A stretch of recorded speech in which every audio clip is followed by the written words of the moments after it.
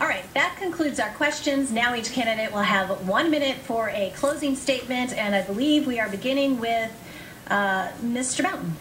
Thank you very much. I want to thank Fox for being able to do this. This has been a wonderful opportunity to discuss the challenges that face our great state.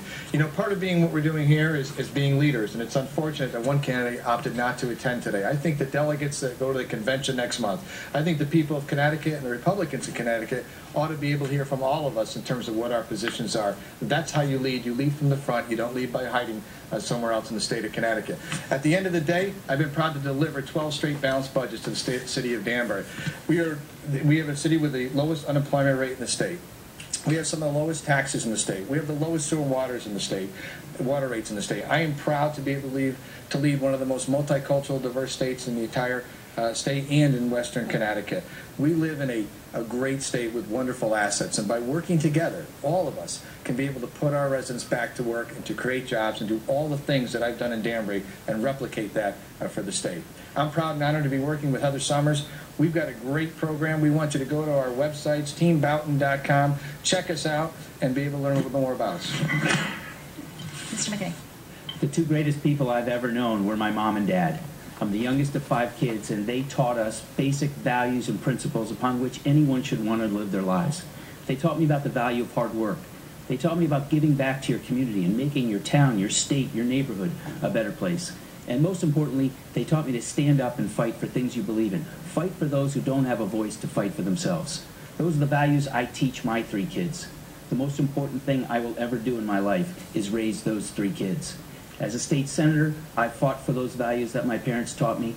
We need a turnaround in Connecticut. Governor Malloy and the Democrats have taken us in the wrong direction. I understand that leading means taking tough decisions and taking tough stands. But first, you have to listen to the people who elected you to serve.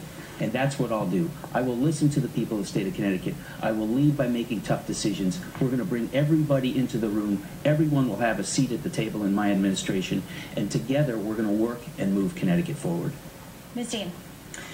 As governor, the state of Connecticut government begins with the Constitution. It begins with the U.S. Constitution and the state Constitution. That's the framework, that's the blueprint for what government is supposed to do and what government can do. And then I'm going to make sure that we do it very well. I think it's important as governor to make sure that there's a legacy, that there isn't just one good governor. If you've studied Rome, you know about the 5 good emperors of Rome. Some of them stopped the lions eating Christians in the Colosseum.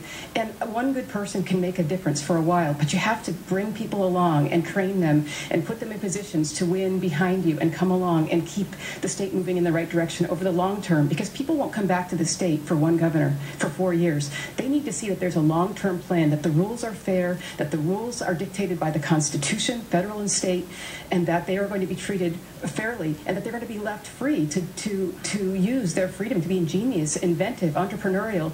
We are at risk in Connecticut of killing the goose that lays the golden eggs, and that goose is freedom.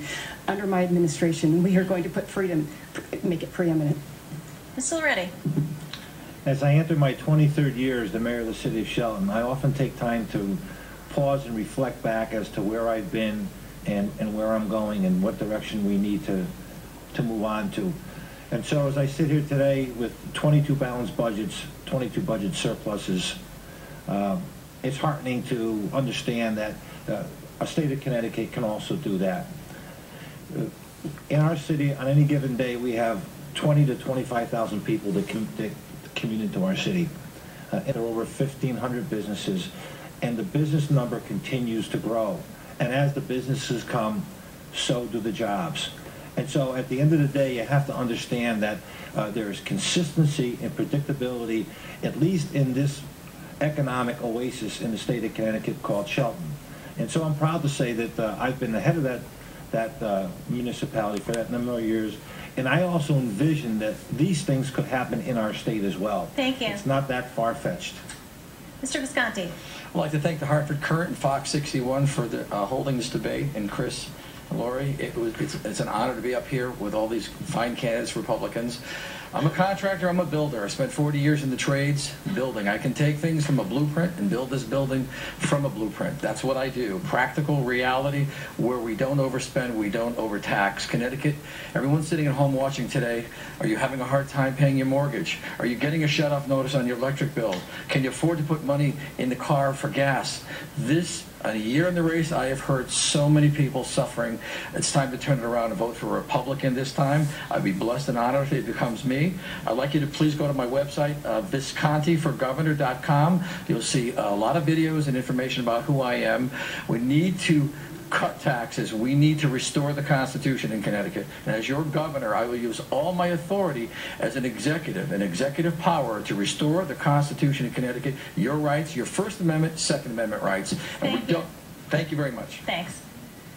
That concludes the Fox Connecticut and Hartford Current 2014 Republican gubernatorial debate. Thanks so much for joining us. Thanks to the candidates, Mark Boughton, John McKinney, Martha Dean, Mark Loretti, and Joe Visconti. And I'd also like to thank Chris Keating, as well as the Mark Twain House and the League of Women Voters for doing the timekeeping. Thanks again for watching.